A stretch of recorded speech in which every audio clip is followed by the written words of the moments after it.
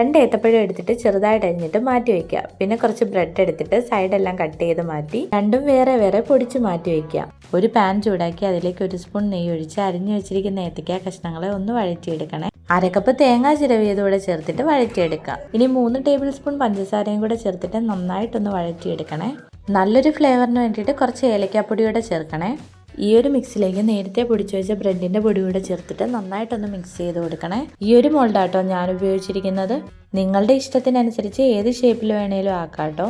ഒരു മുട്ട പൊട്ടിച്ചിട്ട് കുറച്ച് പാലോടെ ചേർത്തിട്ട് ഒന്ന് കലക്കി വെക്കണേ.